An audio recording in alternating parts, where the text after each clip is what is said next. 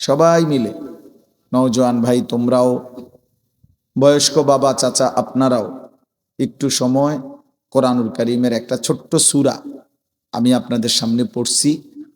সবাই মিলে মনোযোগ দিয়ে আন্তরিকতা নিয়ে এই ছোট্ট সূরাটা আমরা একটু শুনি।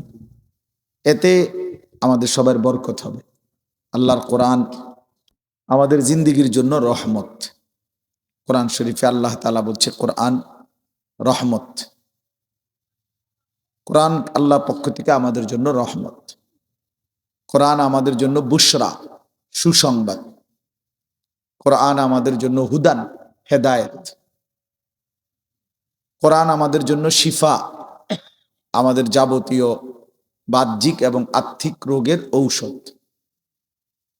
এরকম অসংখ্য সিফাত, গুণ আল্লাহ তাআলা কোরআনুল কারীমের উল্লেখ করছেন। এজন্য কোরআনুল কারীম শুনবার মধ্যেও বরকত, বলবার মধ্যেও বরকত, পড়বার মধ্যেও বরকত। হাদিসের মধ্যে আছে আমাদের প্রিয় নবী সাল্লাল্লাহু আলাইহি ওয়াসাল্লাম যেভাবে কোরআনুল কারীম তেলাওয়াত করতেন খুব, আবার অন্যদের কাছ থেকে, সাহাবীদের কাছ থেকে কোরআনুল কারীমের তেলাওয়াতও শুনতেন। হযরত আব্দুল্লাহ ইবনে মাসউদ একজন বিখ্যাত সাহাবী। এই সাহাবী আব্দুল্লাহ ইবনে মাসউদ রাদিয়াল্লাহু তাআলা আনহুকে একদিন নবীজি বলছেন, ইকরা আলাইয়াল কোরআন, তুমি আমাকে কোরআন পড়ে শোনাও। তো সাহাবী ভয়ে মহব্বতে বললেন, ইয়া রাসূলুল্লাহ, কোরআন তো আপনার উপরেই নাজিল হয়, আমি আপনাকে কি শোনাবো? আদবের কারণেই বললেন যে নবীজির সামনে কোরআন পড়া এ তো জানতেন বিষয় না। আল্লাহর নবী সাল্লাল্লাহু আলাইহি ওয়াসাল্লাম বললেন, ইন্নী উহিব্বু আন আসমাআহু মিন গায়রি, শোনো, আমি কোরআন পড়তে যেমন নিজে তেলাওয়াত করতে ভালোবাসি, অন্যের কাছ থেকে শুনতেও ভালোবাসি। তাইলে বোঝা গেল কোরআনুল কারীম পড়তে পারা, শুনতে পারা, বলতে পারা সবটাই সৌভাগ্য, সবটাই বরকত। এজন্য মেহেরবানি করে মনোযোগ দিয়ে আন্তরিকতা নিয়ে আমরা ছোট বড় সবাই, পর্দার আড়ালের মা বোনরাও আল্লাহর কোরআন শোনেন, তাইলে বরকত হবে। যে সমস্ত ছেলেদের হাতে, এই হাতে যেই মোবাইলগুলো, এগুলা ভাই নামায় ফেল। এই যাদের এরকম হাতে ধরা মোবাইল রেকর্ডের জন্য ধরে রাখছো, এরকম আল্লাহর ওয়াস্তে আমার এই কথাটাকে মানো, ভালো হবে। হাতে ধরা মোবাইল রেকর্ড করলে মনোযোগ হয় না, কথা দিলে জমে না, মানে নিজের অন্তরে কোনো কথা ঢোকে না, গাফেল মাহরুম হয়। যে মানুষ গাফেল, খামখেয়ালি, সে চিরদিন বঞ্চিত থাকে। এটা একটা গুরুত্বপূর্ণ বিষয়। এজন্য কোরআনুল কারীমের মধ্যে আছে সমস্ত জাহান্নামীর পরিচয়। আল্লাহ তাআলা বলছে, উলাইকা হুমুল গাফিলুন, এরা মূলত সকলেই গাফেল। গাফেল অর্থাৎ আল্লাহকে মানার যাবতীয় যোগ্যতা তার মধ্যে ছিল, এবং আল্লাহ তাআলা কি কি হুকুম করছেন তাও সে শুনছে, আল্লাহর পক্ষ থেকে সেটা তাকে পৌঁছানো হয়েছে, এবং বুঝবার জন্য তার কাছে কিতাবও আছে। কেন নামাজ পড়লো না? কেন হালাল হারাম বাইসা চললো না? কেন আল্লাহর ইবাদত করলো না? মূলত গাফেল, খামখেয়ালি করছে আর কি। পড়লাম না, নামাজ পড়ছো না, পড়ছি না আর কি। কি লেগে পড়ছো না? পড়ছি না। এটা কি কোনো একটা অজুহাত হইল? এটা কি একটা কোনো কথা হইলো সুস্থ স্বাভাবিক যে পড়ছি না আর কি, ভাল লাগে না আর কি? আচ্ছা পড়মু তো, এরকম শুরু করছেন কেন? আচ্ছা জান না, আমি আইতেছি তো। এই সমস্ত কথা হইল কিসের কথা? ফালতু মানুষের কথা, গাফেল মানুষের কথা। এই জন্য আল্লাহ তাআলা তিনটি যোগ্যতা সর্বদাই মানুষের কাছে রাখছেন। একটা হলো আল্লাহকে মানার পুরা যোগ্যতা আল্লাহ তাআলা মানুষের শরীরের মধ্যে দিয়েছেন। এমন কোনো হুকুম শরীয়তের মধ্যে নাই যেটা পালন করার যোগ্যতা আল্লাহর বান্দার মধ্যে নাই। এটা এমন হইতেই পারে না। আমার শরীরে রুকু করার ক্ষমতাই নাই, অথচ আমারে আল্লাহ রুকু করতে বলছেন, এটা হতেই পারে না। আমার শরীরের মধ্যে সেজদা দেওয়ার কোনো ক্ষমতাই নাই, অথচ আল্লাহ তাআলা আমারে বলছে না সেজদাই করো, এমন কোনো বিধান আল্লাহ দেয়নি।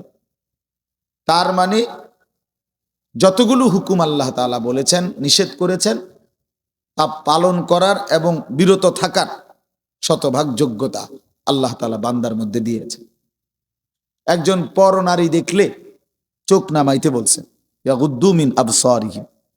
এখন আমার যদি অবস্থা হইতো এরকম যে আমি এমনিই ছাইয়া থাউন লাগে, নিচের দিকে আমার ঘাড় নামে না, তাইলে না কথা ছিল। এখন বলেন যে আমাদের ঘাড় নামে কিনা? আমরা এমনি নিচের দিকে চাইতে পারিনি। তো তো এইটাই তো আল্লাহ বলছে, ভিন নারী দেখলে চোখ নামাও। তাহলে এখন চোখ নামাবার যোগ্যতা আমার মধ্যে আছে কিনা? এরকম আপনি চিন্তা করলেই বুঝবেন। প্রতিটি ইবাদত হুকুম পালন করার যোগ্যতাও আছে, প্রতিটি নিষেধ বর্জন করার যোগ্যতাও আল্লাহ তাআলা দেহের মধ্যে দিয়েছে। যদি এমন না হতো তো সেটা জুলুম হইতো, যে আমার শরীরে সক্ষমতা নাই, আপনি আমার এরপরও বিধান দিলেন, পালন করতে বললেন, তো সেটা তো অন্যায়।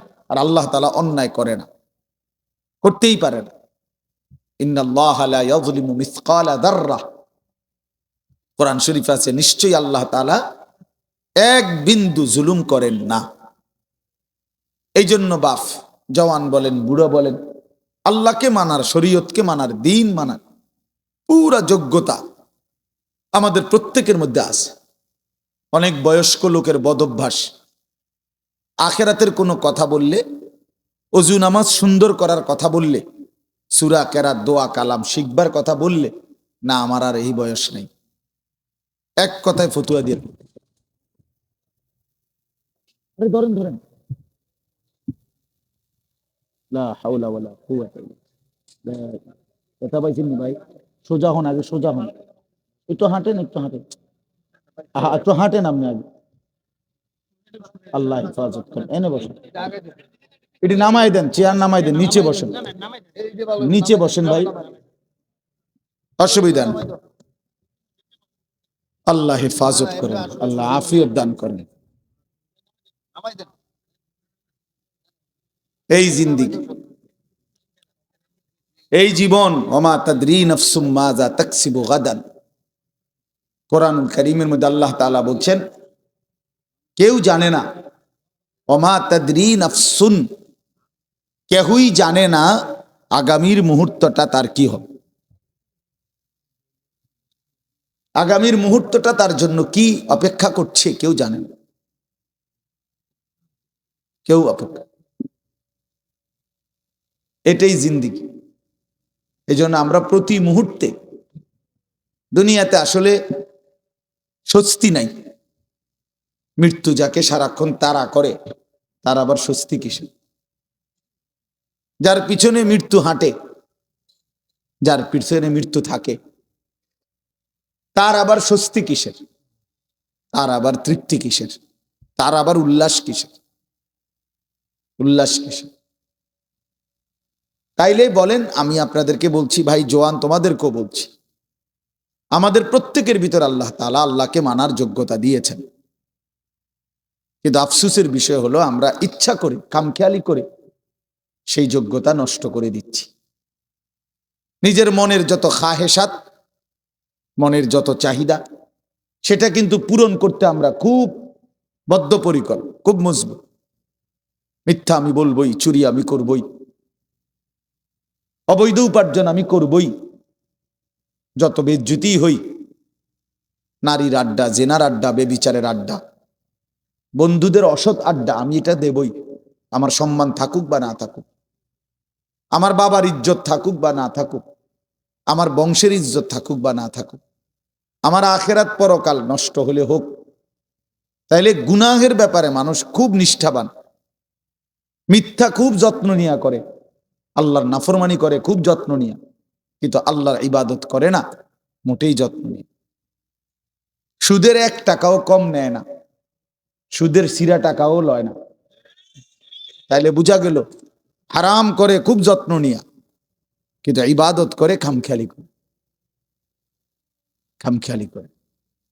হ্যাঁ, 40 বছর ধরে নামাজ পড়ে, এখনো 10টা সূরা শুদ্ধ করে নাই। কি পরিমাণ অপদার্থ মানুষ! অথচ মালিকের এই দুনিয়া কি পরিমাণ ভোগ করলো। 60 বছর বয়স, নবীজি সাল্লাল্লাহু আলাইহি সাল্লামের শেখানো 10টা দোয়া বলতে পারবে না, এবং এটা যে পারে না এই নিয়ে কোনো শরমও নাই। অথচ লজ্জা থাকা উচিত, শরম থাকা উচিত ছিল যে আমি কি মুসলমান হলাম, আমি কোন নবীকে ভালোবাসি যে নবীর শেখানো আমি 10টা দোয়াও বলতে পারি না। এটা কিসের ভালোবাসা বলেন? অসংখ্য মুসলমান 2 রাকাত নামাজ সুন্নাত মোতাবেক পড়তে জানেন, এবং এটা যে গাফলতি তার এটা ভাবেও না। আপনি বলবেন আরো তর্ক করবেন, এত কথা কইেন না চাই, আল্লাহ ভরসা, আল্লাহ ভরসা। এই একটা খামখেয়ালি কোরআন শরীফে হাদিসে আছে, ডাইরেক্ট নবী বলছে সবচেয়ে অক্ষম অপদার্থ লোক ওই ব্যক্তি যে নিজের মনের ইচ্ছা মতো চলে অথচ আল্লাহর উপরে ভরসা করে, আশা করে। বুঝেন নাই কথা? চলে কি নিজের ইচ্ছা মতো, অথচ আশা করে কার কাছে? করতেছে নাফরমানি, মুখে বলতেছে আল্লাহ ভরসা। টাকা সুদের, এরপরে বলতেছে হুজুর খাস করে দোয়া করেন, বহুত কষ্টে আল্লাহ আল্লাহ করিয়া 12 লাখ টাকা ব্যবস্থা করিয়া ফুলাগা বিদেশ পাঠাইছি, খাস করিয়া দোয়া করেন। খাস করিয়া কি দোয়া করতো? 12 লক্ষ টাকার মধ্যে সুদের টাকা কত, কিস্তিতে কত নিলেন, কিস্তিতে কত? তো আপনি আল্লাহ আল্লাহ করে নি টাকা ব্যবস্থা করছেন না সুদে টাকা ব্যবস্থা করছেন? তাইলে মিথ্যুক এটা বললেন কেন যে আল্লাহ আল্লাহ করে টাকা ব্যবস্থা করতো? আর খাস করে কি দোয়া করতো? যে আল্লাহ এই টাকার উপরে ঠাডা পড়ুক। এটাই তো দোয়া, খাস দোয়া এটা। এই সুদের টাকার উপরে গজব পড়ুক, হারামের টাকার উপরে লানত পড়ুক, বেটাতে লানত পড়ুক এই টাকার। এইটা খাস দোয়া। তাহলে কি পরিমাণ অজ্ঞতা আমাদের, মূর্খতা! প্রকাশ্যে আল্লাহর নাফরমানি করে আবার বলতেছে খাস করে দোয়া করে দেন। এইটাই নবীজি বলছে, ওয়াল আজিজু মান আতবা নাফসাহু হাওয়াহা। সবচেয়ে অক্ষম, অপদার্থ, ব্যর্থ ওই ব্যক্তি যে তার মনের ইচ্ছা মতো চলে, ও তামান্না আলাল্লাহ, অথচ আল্লাহর কাছে আশা করে। 30 বছর ধরে মিথ্যা বলে, ওজনে কম দেয়, কাস্টমারকে ঠকায়, হুজুর দেখলে কয় খাস করে দোয়া করে। কি খাস দোয়া করতো? তোর উপরে যেন গজব পড়ে এটার দোয়া করতো? তাহলে কি কি নাহলে খাস দোয়াটা কি? আল্লাহ তার মিশা কথার মধ্যে আরো বাড়াই দেন নাকি, তার বাটফারির মধ্যে আরো বাড়াই দেন, এটা নি করতো? এ কথা বললে হুজুরের ইমান থাকবে নি? কোন মৌলভী সাহেব যদি এ কথা বলে তো বেটার ইমান থাকবে নি? হারামের উপরে দোয়া করা যায়নি, হারামের উপরে দোয়া করা যায় না তো বাপ। এই জন্য আপনারা জানেন না, আপনি ওরে কইতা মনা হন, শুধু এদুর বলে রে আমরা কিন্তু দোয়া বুঝ করেই করি। আপনি আমরা তো বেকুব ঠাওরাইয়েন না, যেটা বলা আর হেরে হেমনে কি কই নিজেরে বাঁচাই এই কই, নিজেরে সেভ করে এই বলি। কতজনে যে কত দোয়া চায় এইভাবে কই, অনেক সময় আমরা এইভাবে লাইন করে এই বলি, যাতে করে নিজের আখেরাত বরবাদ না হয়, নিজের বরবাদ আখেরাত বরবাদ না হয়। এই জন্য বাপ রাগ হইয়েন না, বয়স্ক অনেক বাবাও আছেন, আপনাদেরকেও বলি, দিন না মানার কারণ কি, আল্লাহকে না মানার কারণ কি, রাসূলুল্লাহ সাল্লাল্লাহু আলাইহি ওয়াসাল্লামের সুন্নাত না বুঝার কারণ কি? শুধুই গাফলতি, শুধুই কি বলেন না, গাফলতি। আমি দেখছি কিছুদিন আগে আমার দেশের বাড়িতে আমাদের বাড়িওয়ালাদের জমির দলিল দিছি, আমরা 5 ভাই 3 বোন। তো বাড়িওয়ালা মুরব্বী যে 2-3 জন ছিল, মনে 50 বার কইছে বালা কইরা চাও, বালা কইরা সব দি সই লইছিনি, ওই কোন আচ্ছা শহীদই এমনি যে শহীদ হয় না, ভালো করে বুড়া মানুষ হাঁটতে পারে না, মনে 50 বার কইছে চেক দাও, দলিল দলিল চেক করো, ইয়ার লগে মিলছি নি, দাগে নম্বরে ক্ষতি আনে কি আমনে না বলে কিচ্ছু বোঝেন না? হ্যাঁ, আমনে না বলে বুঝেন না? আপনার আখেরাতের কথা বললেন না হুজুর, কথা কইছেন ভালোই, কথা ঠিকই, কিন্তু ওনার এই বয়স নাই, আছে শুধু বিড়ি খানার বয়স। বিড়ি খানার বয়সটা শুধু রয়ে গেছে, আর অন্য বয়স নাই। সাদওয়ানে গপ মারনের বয়সটা আর রয়ে গেছে, অন্য বয়স নাই। এখনো রঙিন টেলিভিশনের মধ্যে নাচ গান দেখার সময়, হায়াত, বয়স এখনো আছে, শুধু আল্লাহর ইবাদত করার, কোরআনুল করিম শুদ্ধ করার, ওযু নামাজ গোসল হালাল হারাম মেনে চলার সময় আজও হয় নাই। দুনিয়া এখনো ছাড়ে নাই, কবর এখনো মনে পড়ে নাই, আখিরাত এখনো মনে। আল্লাহকুমুত তাকাসুর হাত্তা যুরতুমুল মাকাবির। আল্লাহ বলে, বান্দা আয় হায়, দুনিয়া তো তোমারে ডুবাইয়া ফেললো, আখিরাত তো তোমারে ভুলাইয়া দিল, এরই মাঝে তো তুমি একদিন কবরেই পৌঁছে গেলা। হাত্তা যুরতুমুল মাকাবির। এই দুনিয়ায় ডুবা থাকতে থাকতে এখনো সোফা বানাইয়া শেষ হয়েছে না, তুমি কবরে। এখনো দোতলার ছাদ ডালাই হয় নাই, তুমি তো কবরে। জিন্দিগির কত স্বপ্ন, কত পরিকল্পনা রাইখেই তো তুমি কবরে চলে গেলা, অথচ দুনিয়াও শেষ করতে পারলা না, আখিরাতও গুছাইতে পারলা না। কি হলো বলেন? একটা লোক বলেন আপনাদের দুনিয়া সাজা গুছাইয়া গেছে কি? আপনি এখন গিয়ে খবর নেন, ঘরে যান, মহিলারা বলবে পেঁয়াজ নাই, রসুন নাই, আদা নাই, চিটকারি ভাঙ্গা, বাথরুমের প্লাস্টিক দরজা এটা ভাঙ্গা গেছে। যত বাথরুমের মধ্যে প্লাস্টিকের দরজা এডি হয়, হেন্দা ভাঙ্গা যায়, হেন্দা ভাঙ্গা যায়, চিটকারি নাই, চদর বদর, ঠিক না? বলেন না কেন? তো দুনিয়া আমনে না খুব ভালো মাত্র গুছাই নিলেন, কই 6 মাসের মাথায় চিটকারি নাই কা, শেষ হয় নাই। দুনিয়া কি হয় না? রাক্ষসে এই দুনিয়া শেষ হয় না, দুনিয়া শেষ হয় না। রাসূলুল্লাহ সাল্লাল্লাহু আলাইহি ওয়াসাল্লাম বলেছেন, লাউ আন্না লি ইবনে আদম ওয়াদিয়াম মিন যাহাবিন লা আহাব্বা আন ইয়াকুনা লাহু ওয়াদিয়ান লান ইয়ামলা আফাহু ইল্লা তুরাব। এটা একটা হাদিস, আশ্চর্য হাদিস। নবী সাল্লাল্লাহু আলাইহি ওয়াসাল্লাম বলেন, শোনো, বনি আদমকে, আদম সন্তানকে যদি একটি পাহাড় স্বর্ণ দেওয়া হয়, লা আহাব্বা আন ইয়াকুনা লাহু ওয়াদিয়ান, সে অবশ্যই চাইবে তাকে 2টি পাহাড় স্বর্ণ দেওয়া হোক।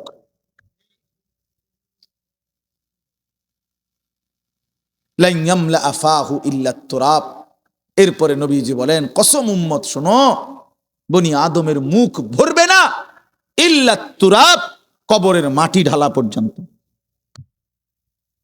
তার ওই মুখে, তার ওই শরীরে যতক্ষণ কবরের মাটি না ফেলবে, ততক্ষণ তার দুনিয়ার চাহিদা কি হবে না।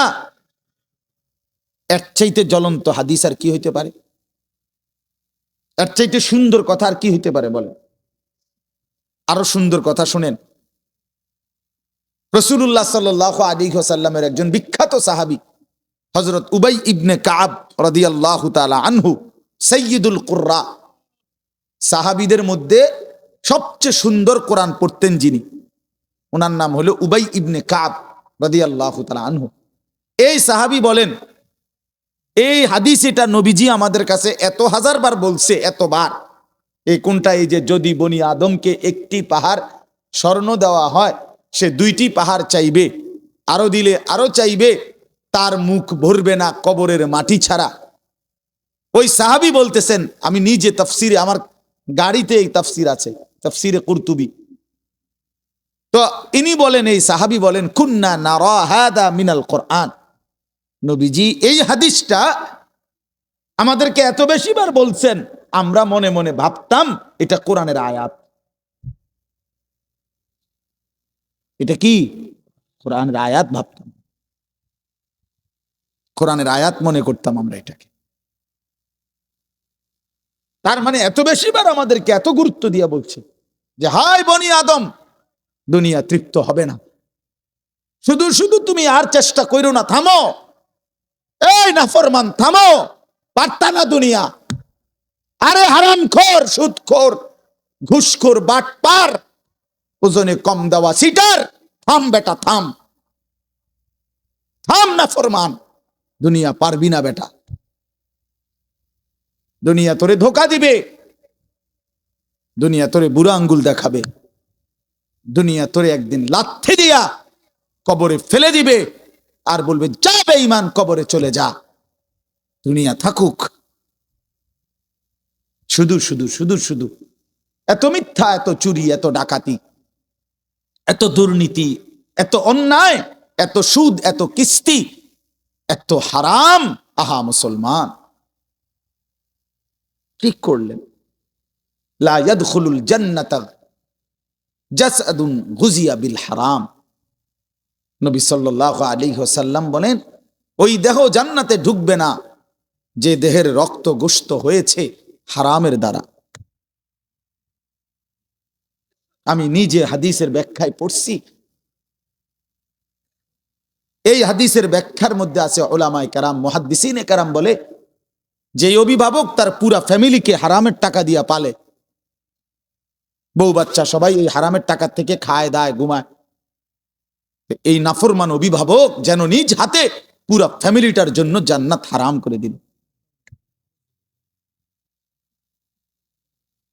কারণ এই হারামের টাকাটা তো সেও খায়, পুতেও খায়, বউও তো খায়। বুঝেন নাই কথাটা? হ্যাঁ, গায়ে লাগতে পারে কারো, গায়ে লাগলে যদি পছন্দ না হয় জাইরা হালাই দিয়ে, পানি দিয়ে দিয়েন গাছ, তাহলে আরে তো সাবান লাগাই লেলে পরে ডিপটা দেব। অনেকের আছে মাত্র নেই, এতে ইডি কইবই মাত্র, এতে কত ভালা ভালা হুজুর দেখছি ইডি কইয়া গেছে, আমার লড়াই তারছে না, এবারটা আইসে, এবারটা আমার উল্টাই লেবে বেটা। হ্যাঁ, এতে আরো কত মোটা তাজা হুজুর দেখছি, শৈলওয়ালা। হম, ছেলেরা আমার, বাপ আমার, বন্ধু আমার, পর্দার আড়ালের মা বোন আমার, এটা মনে রাখতে হবে, দুনিয়া আমাগরে ধোকা দিবে। যুবক, তোমার মোবাইল একদিন তোমারে ধোকা দিবে, এই ফেসবুক একদিন ধোকা দিবে, একদিন দেখবা এটা নাই, একদিন শুনবা এটা নাই, এই ইউটিউব, এই ফেসবুক, এগুলো নাই, এই অনলাইন নাই, এটাই হবে। আমি কিছুদিন আগে, গত 3-4 দিন আগে মুন্সিগঞ্জ মাহফিলে গেছিলাম। তো এখানে ব্রিজের পার হব, সেতু, শীতলক্ষা নদী, তো যেখানে টোল দেয়, এই টোলের জায়গায় জ্যাম বাইজা গেছে, বিশাল জ্যাম। তো সবাই বলতেছে যে এখানে তো আসছেন, দাঁড়াইছেন, এই জন্য নওজোয়ান ভাই তোমরাও কষ্ট করে যে যেমনি সম্ভব হয়, যতটুকু সম্ভব হয়, মনোযোগ দিয়ে বসা, কেউ কাউকে কিছু বললেন, তাইলে দেখবেন চুপ হয়ে যাবে, সবাই সবার মতো করেই জায়গা করে নিবে, যার যে সুবিধা মতো বসে নিবে। আল্লাহ তাআলা আমাদেরকে তৌফিক দান করেন। আলহামদুলিল্লাহ, আলহামদুলিল্লাহ নাহমাদুহু ওয়া নাস্তাঈনুহু ওয়া নাস্তাগফিরুহু ওয়া নু'মিনু বিহি ওয়া নাতাওয়াক্কালু আলাইহি ওয়া নাউযু বিল্লাহি মিন শুরুরি আনফুসিনা ওয়া মিন সাইয়্যিআতি আ'মালিনা। মান ইয়াহদিহিল্লাহু ফালা মুদিল্লা লাহু ওয়া মান ইউদ্লিলহু ফালা হাদিয়া লাহু। ওয়া নাশহাদু আল্লা ইলাহা ইল্লাল্লাহু ওয়াহদাহু লা শারীকা লাহু। ওয়া নাশহাদু আন্না সাইয়্যিদানা ওয়া হাবিবানা ওয়া মাওলানা মুহাম্মাদান عبده ورسوله أما بعد فأعوذ بالله من الشيطان الرجيم بسم الله الرحمن الرحيم إذا زلزلت الأرض زلزالها وأخرجت الأرض أثقالها وقال الإنسان ما لها يومئذ تحدث أخبارها بأن ربك أوحى لها يومئذ يصدر الناس أشتاتا ليروا أعمالهم فمن يعمل مثقال ذرة خيرا يره ومن يعمل مثقال ذرة شرا يره صدق الله مولانا العظيم وقال نبينا صلى الله عليه وسلم الكيس من دان نفسه وعمل لما بعد الموت والعاجز من أتبع نفسه هواها وتمنى على الله اللهم صل على محمد وعلى آل محمد كما صليت على إبراهيم وعلى آل إبراهيم إنك حميد مجيد اللهم بارك على محمد وعلى آل محمد كما باركت على إبراهيم وعلى آل إبراهيم إنك حميد مجيد سبحانك لا علم لنا إلا ما علمتنا إنك أنت العليم الحكيم الحمد لله আল্লাহ পাক রব্বুল ইজ্জাত জুল জালাল ওয়াল ইকরামের ফজল কারাম রব্বুল আলামিনের অপরিসীম ইহসান মেহেরবানি দয়া আল্লাহ তাআলা আমাদেরকে আজ 9 ডিসেম্বর 2024 রোজ সোমবার কুমিল্লা জেলা দেবিদ্বার উপজেলাধীন ধলাহাঁস আজকের এই মোবারক ওয়াজ মাহফিলে আল্লাহ তাআলাই আমাদেরকে আসবার বসবার আল্লাহর জন্যই জমা হওয়ার তৌফিক দান করেছেন এজন্য আমরা সকলেই বলি আলহামদুলিল্লাহ রাত্রি 10:30 বাজে একেবারে খুব রাতও না আবার একদম কমও না যেহেতু এখন 5:15টার দিকেই সন্ধ্যা হয়ে যায় তো সকলের কাছে আমার অনুরোধ হলো আলহামদুলিল্লাহ যথেষ্ট পরিমাণ বয়ানও হয়েছে আপনারা মাহফিলে সার্বিকভাবে আগামী বছরের জন্য অনেক সুন্দর সহযোগিতা করছেন মাশাআল্লাহ তো আপনাদের কাছে আমার অনুরোধ এই শেষ বেলায়